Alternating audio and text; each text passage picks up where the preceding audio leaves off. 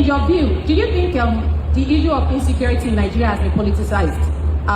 Do you think that the government is helpless, or do you think that the political will is not there to combat this insecurity?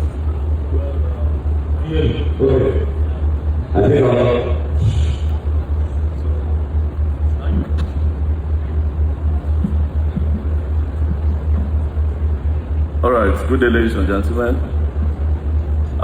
First things first, before I answer your question, there have been a lot of debates as to why I was invited here.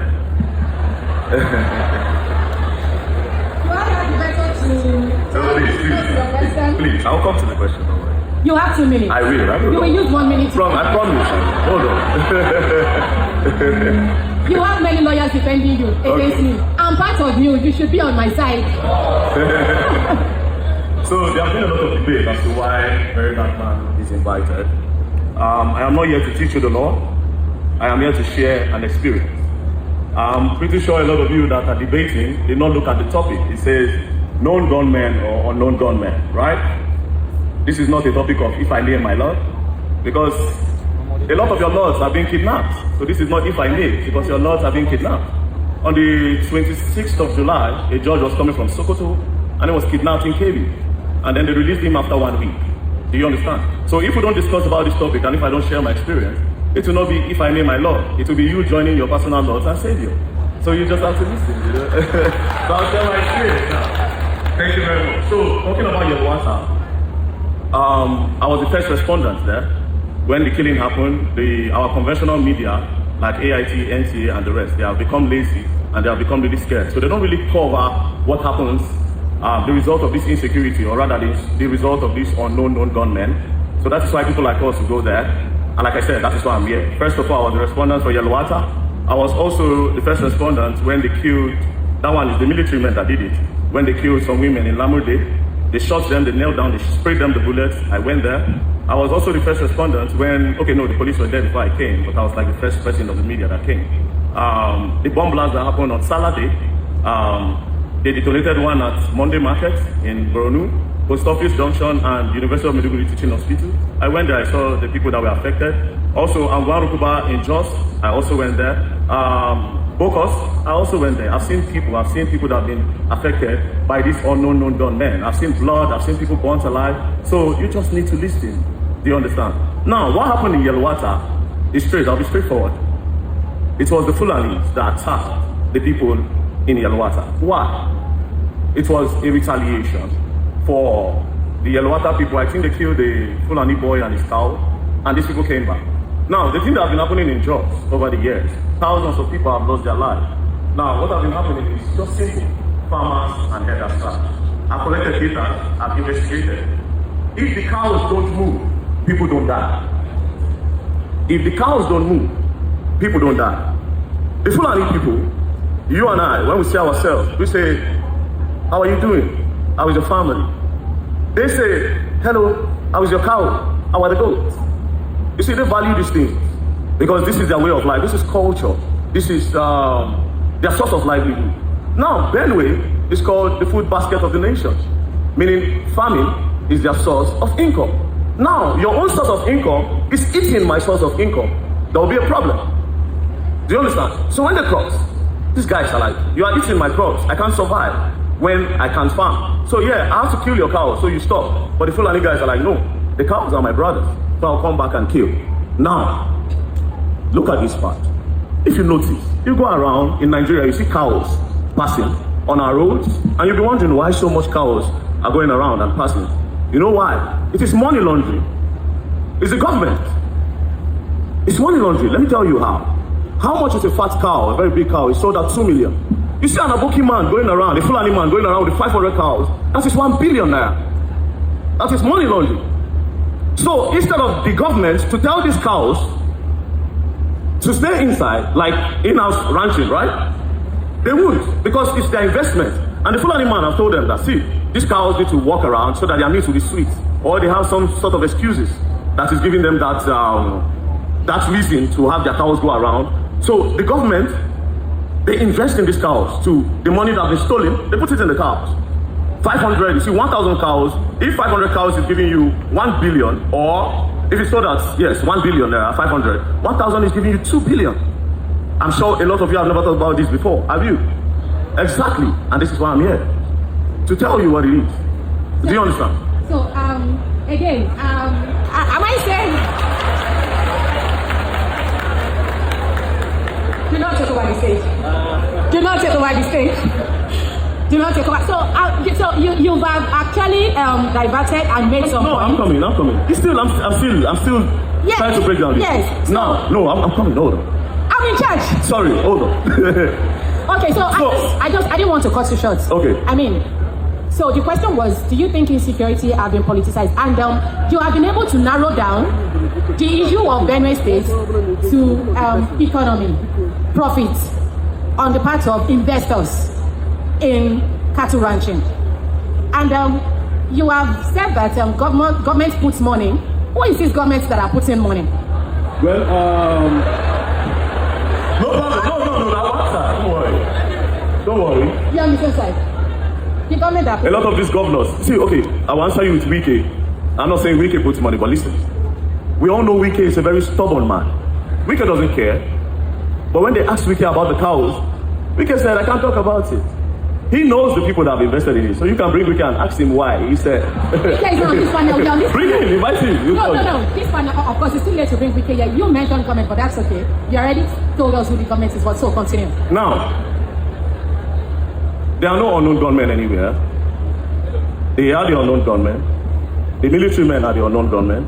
The immigration, the customs, these guys are the unknown gunmen. Nobody else. See, surprisingly, we have a lot of checkpoints in Nigeria. A lot of checkpoints, police checkpoints. When you're traveling from Lagos, you're coming to Abuja, Lokoja axis, you have a lot of checkpoints there. But then again, a lot of kidnappings happen along that route. Do you know why? When you pass with your car, you meet a checkpoint. When you meet the checkpoint, the policemen say, wind down, you wind down, open your boot, you open your boot. Believe you me, everybody knows who's rich and who is poor, and everybody knows the people that belong in the middle class. So when they look at you, okay, when you pass, they make those calls and say, the red Corolla, somebody is there that can pay. Do you understand? It's not rocket science. It's not. Okay, so we are still coming back to you. You have a lot to say. I do have a lot to say. Yeah, we are still coming back to you. We are still coming back to you. Please hold your thoughts for a while so that, again, every other person will make their contribution. I mean, I'm going to take you on the several police checkpoints. No problem. Yeah, because if I take you up now, we are going to... No, just stop it. We are going to take over it's going to be a lot of discussion. So I'm still coming back to the police checkpoints, and again, so I'm going to be addressing you on the issue of protection of victims. I think in the 80s or 90s, it used to be armed robbery. And of course, people are with it. But now the trend is becoming kidnapping for ransom, bandits, cattle rustling. The first time I heard banditry, it felt like I was taken back to the medieval time. So we have crimes evolving, all right? We have things happening that are very strange. What do you think is the root of this insecurity? Because again, if we continue to have to say that, okay, we have insecurity here, if we don't nip it in the bud, to go to the very root. Leonard Silk was talking about poverty, the issue of welfare, that they are pivotal to the widespread of insecurity. What do you think is actually the root of insecurity in Nigeria, particularly the widespread?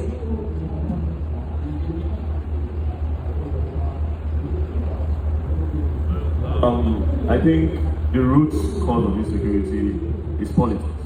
The people that benefit from it are the cause of the insecurity. Now, who benefits from this? The government benefits. Everything is the government, trust me. Everything is the government. The government benefits, the police benefits, the military men benefits. Since insecurity started,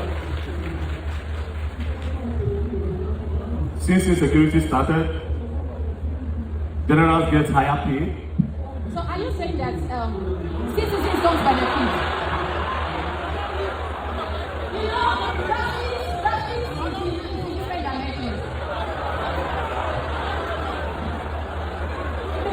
Mr. Martins, are you trying to turn my people against me here? No. I'm here to be brutally honest. I'm saying now that, are you saying that individual private persons don't benefit from this insecurity?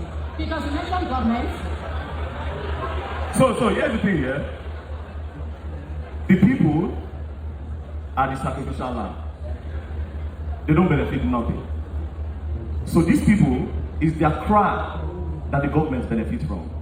Oh, they killed a lot of people in Borno. We need more funding to combat insecurity. The government benefits again. The generals benefit again. See, these guys don't even have a budget. That's the craziest part. They can call the president in India and say, oh, I think we need to buy guns. We need more guns. The president can say, give them 500 million. There's nothing. They don't write these things. They just collect money. That's why you see somebody becoming a general, is owning lands. You go to Abuja, the general is buying all the land. Most of these car stands, the general owns the car stands. Houses, empty houses in Asokoro, they benefit. And then lately, the commissioner of police started benefiting.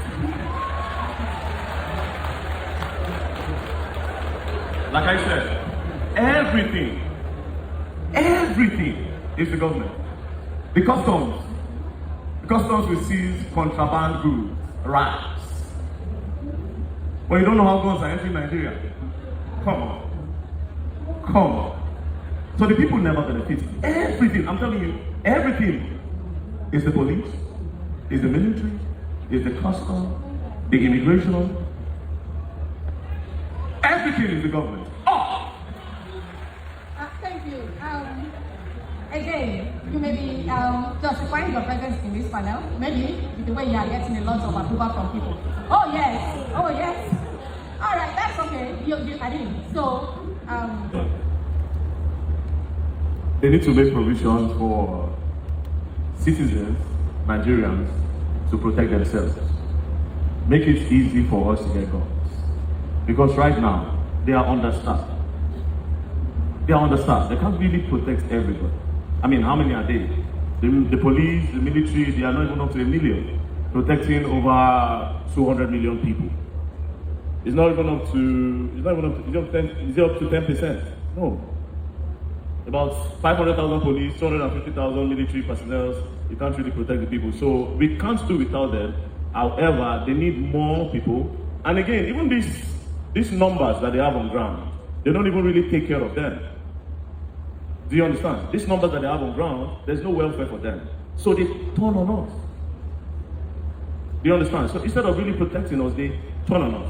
So they give information to the bandits, like I said.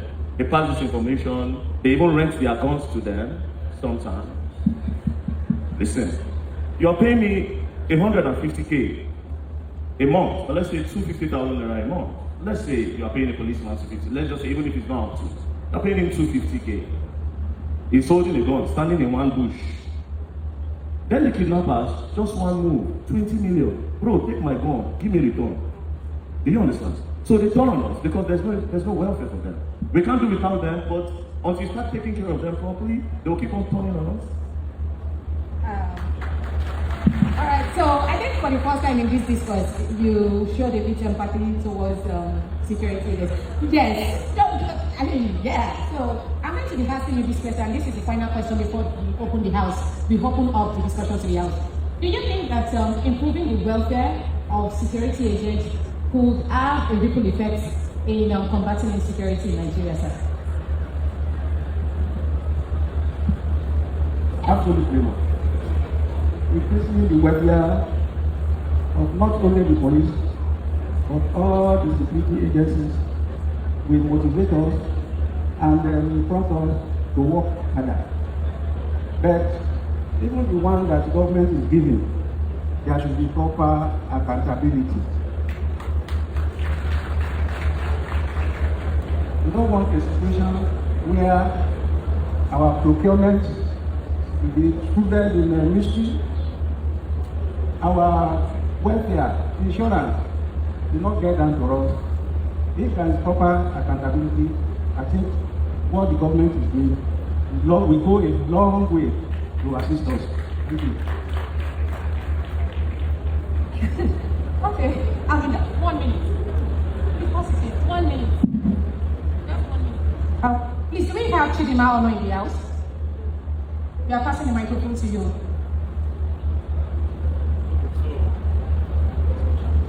Okay, I would also like to share this part of an minute. 1 minute. Promise.